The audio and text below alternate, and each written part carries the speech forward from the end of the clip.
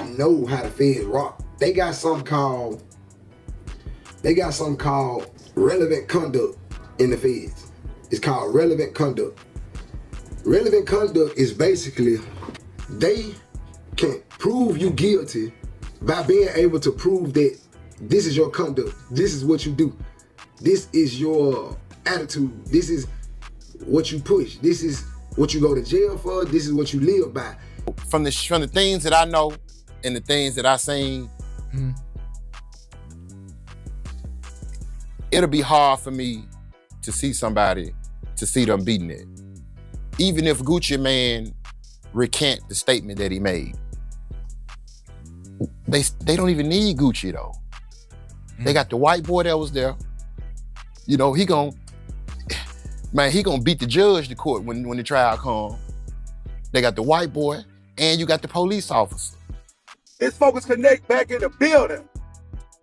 And I appreciate everybody tapping in.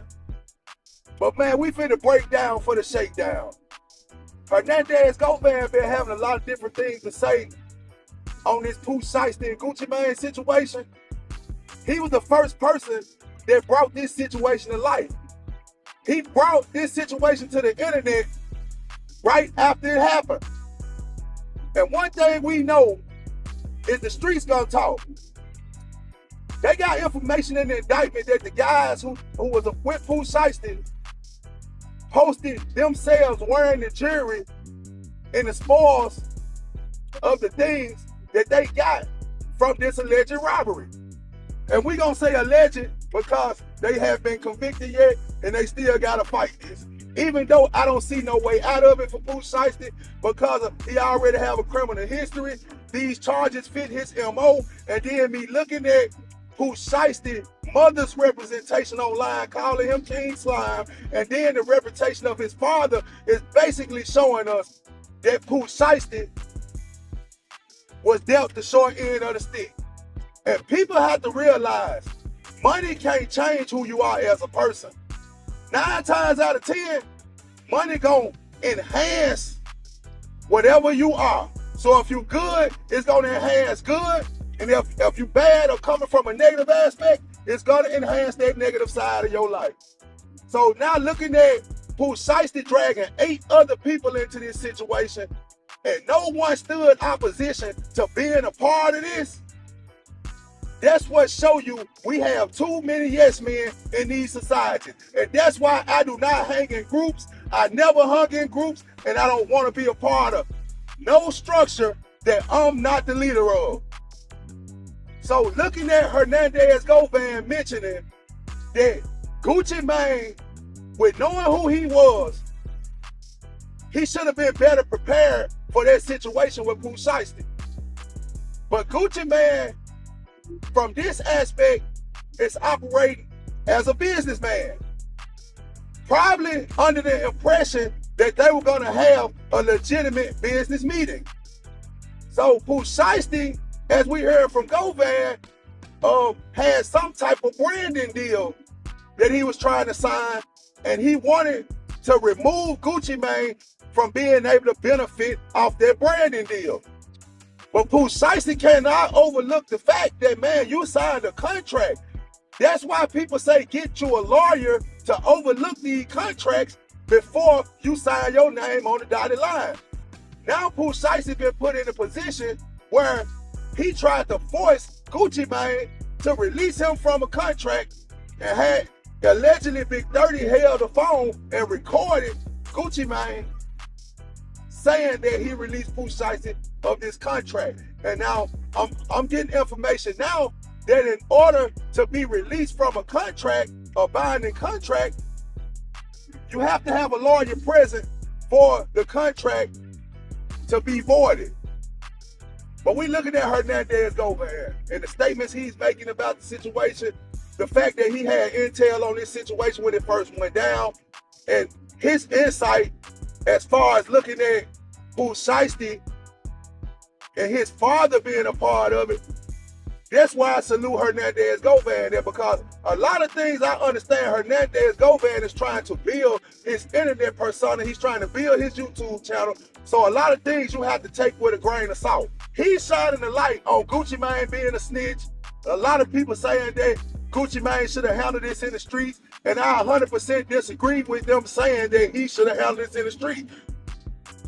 Trying to get validation from the streets is gonna lead you to a dead end. Everybody gotta understand this. Everybody gotta focus on reality. Who wants to sit behind bars for the rest of their life? Nobody. The biggest gangsters in the penitentiary wanna go home. The biggest gangsters in the penitentiary wish they can turn back the hands of time and not do what they did at the point in time they did it. See, we have to understand this. A lot of people are on the street living in survival mode. A lot of people in the street come from situations like we seeing Pooh Shiesty mama and his father. So how can Pooh Shiesty have a clear understanding of what's right and wrong when his mother is online calling him King Slime? No one is saying, hey, you need to clean up your image. Hey, we understand this how it was, but hey, Pooh, this how it is right now. We gotta walk with a different beat to our step right now because everything riding on you. You got the family on your shoulders right now.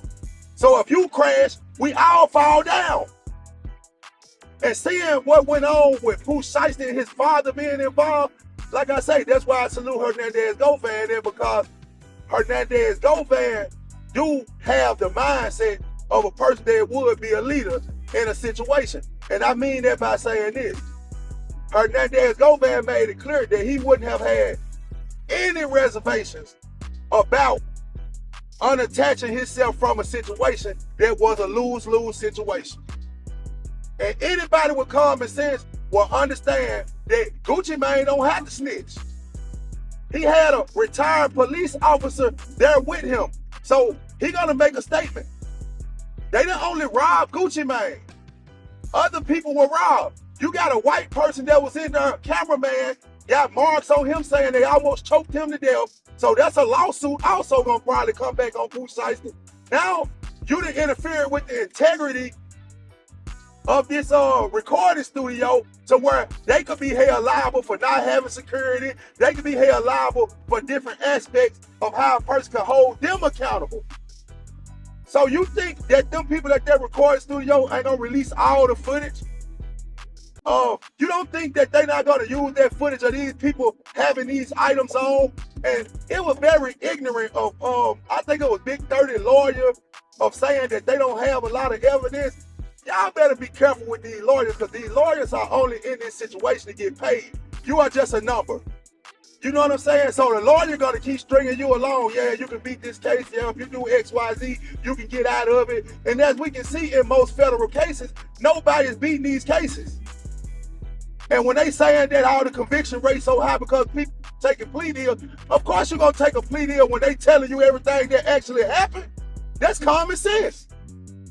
So people have to understand what they're saying. People have to understand what's really going on. But I'm just looking at a lot of different things Hernandez Govan saying, man.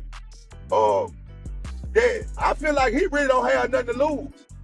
Because people are saying that, okay, he can't go back to Memphis. The average person in Memphis don't want to be in Memphis. There's nothing there. There's no way to really elevate and get rich in Memphis. You know what I'm saying? So, even with Hernandez Govan being tied to that Young Dolph situation, he knowing there's a chance that he could lose his life in the streets based on the love Young Dolph had. Now, I really felt as if Hernandez Govan was one of the dumbest men on earth when he was around Memphis trying to prove he can still be in the neighborhood, he can still be hanging around Memphis. And I'm really happy that he showed a lot of growth by getting out of Memphis and saying that he's not going back. But when you're dealing around in these streets and all these different situations, when you got people like Young Dolph that have built relationships all around the world, you're not safe anywhere if a person perceives you to really be a part of that. Now, my personal opinion, Hernandez Govan beat that situation in court. And in the United States, all we have to be judged by is the court of law. So with him beating that, I'm gonna say he innocent in that situation. And I just think everybody needs to be cautious of the things that they're doing. People need to be cautious of the things that they saying, different things online, with Hernandez Govan bringing up that situation about Yo Gotti truck getting shot up weeks before Young Dolph lost his life. Even though Yo Gotti didn't get charged or brought up on charges to that situation, you never know what these feds have brewing. They may be still combing through everything Yo Gotti had going on and all type of situations to try to still reel him into that situation. Just because Hernandez Govan beat that charge and he clear from that aspect, that don't mean they can't still pull Yo Gotti in some type of way. And even if they don't have anything to physically tie him to the murder and things like that, it's a loss if you have to go and pay all these high-powered lawyers to beat it. And then also looking at the fact that Pooh Shiesty got it's speculation that he was trying to sign this particular contract with Yo Gotti, trying to hold Gucci Mane hostage over getting out of a contract. How can we not say that the feds may be combing through everything with the phone conversations, phone records, conversations of Pooh Shiesty and Yo Gotti meeting up, and to reel Yo Gotti into this situation with Gucci? Because everybody know Gucci and Gotti have been sworn enemies for years. Everybody know that Young Dolph and Gucci Mane was close. And that was a part of Yo Gotti being opposition to Young Dolph. So I think people gotta think a little more farther than, man, this internet content. People have to understand, man, you dealing with real life situations. And when I started seeing the footage of Pooh Shiesty mama, and I saw the fact that his daddy had a criminal history, all I could see is, man, where could Pooh Shiesty get the game from? When negativity is perpetuated right there in his everyday life. See, that's the problem, man. A lot of us ain't looking at the environment that we raising these kids in. There's a lot of situations where I'd have been more comfortable in ghettos and in hood environments than I have been in well-to-do environments. So people got to stop looking at situations as based on, this where I'm from, this where I was raised at. Because everybody don't become a product of their environment. You got some grandmothers and some mothers that don't play at all. Gonna make sure the house clean, gonna make sure the grass cut, and gonna make sure they children not involved in the negative aspects of life. You have people in the ghetto that go hard for their kids to be able to get involved in certain programs to get out of the hood. So the main focus needs to be us creating environments, man, where our kids see more positivity than negativity. Because I feel sorry for Pooh Shiesty from the aspect of the environment he was raised in. And not the environment of South Memphis, but the environment of the household. Because I couldn't imagine my mama being online, man, glorifying me being called King Slime. Wake up, people. I'm out.